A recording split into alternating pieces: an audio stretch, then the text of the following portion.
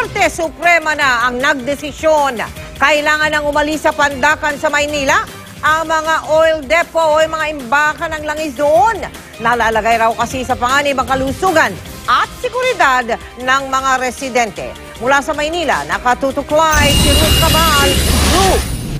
Mel, aabot daw sa 75% ng kabuuang supply ng langis sa buong bansa. Yun ang gagaling daw dito sa Pandacan Oil Depot. Pero dahil patuloy raw na banta ito sa kaligtasan ng mga taga-Maynila, pinag-utos na ulit ng Korte Suprema na umalis ang 3 higanteng kumpanya ng langis dito sa Pandacan. Sa botong 10-2, dineklara ng Korte Suprema na labag sa konstitusyon at walang bisa ang Manila City Ordinance 8187 na nagbibigay pahintulot na makapag-operate ang 3 higanteng kumpanya ng langis, ang Chevron Philippines Incorporated, Philippine Shell Petroleum Corporation at Petron Corporation sa Pandacan Oil Depot. Sa desisyong sinulat ni Supreme Court Associate Justice Jose Perez, inutusan ng Korte si Manila Mayor Joseph Estrada na ihinto ang pagpapatupad ng ordinansa. Malalagay raw sa panganib ang mga residente ng Maynila sa posibleng atake ng mga terorista. Incumbent Mayor of the City of Manila is hereby ordered to cease and desist from enforcing Ordinance Number 8187 in coordination with appropriate government agencies and the parties here to involve. He is further ordered to oversee the relocation and transfer the oil terminals out of the Pandacan area. Binigyan ng 45 araw ng Korte Suprema ang mga kumpanya ng langis na makapagsubite ng plano sa paglipat nito. Dapat sa loob ng 6 na buwan maipatupad na ang relokasyon nito.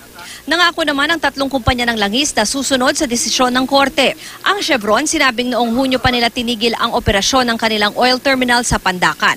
Ang Petron naglaan na raw ng 15 billion pesos para sa relocation bago matapos ang 2015. Agad rin tiniyak ni Petron Chairman Ramon Ang na di ito magre-resulta sa mas mataas na presyo ng langis. Ang Shell handa raw sumunod sa utos ng Korte.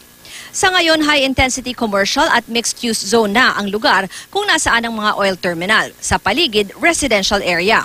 Pero kung ang ilang residente ng Barangay 834 ang tatanungin, ayaw raw sana nilang mawala dito ang oil depot. Wala ho kami problema rito. Naturalmente ngayon, ang panahon, mga maingatan natin ang mga terorista.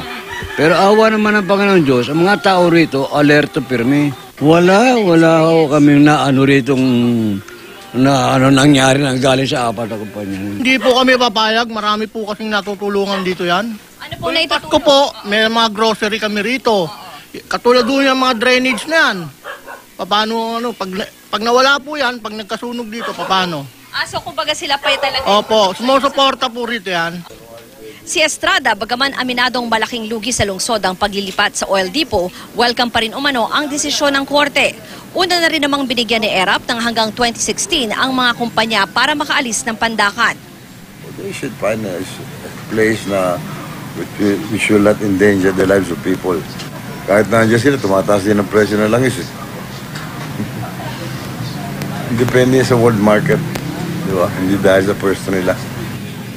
Mel, plano rin daw ni Mayor ERAP na gawing commercial o business area yung mababakante ng oil depot at pangako niya prioridad sa mabibigyan ng trabaho yung mga residente dito. Samantala, may 15 araw pa naman para mag-file ng motion for reconsideration ang mga kumpanya ng langis. Mel? Maraming salamat sa iyo, Ruth Cabal.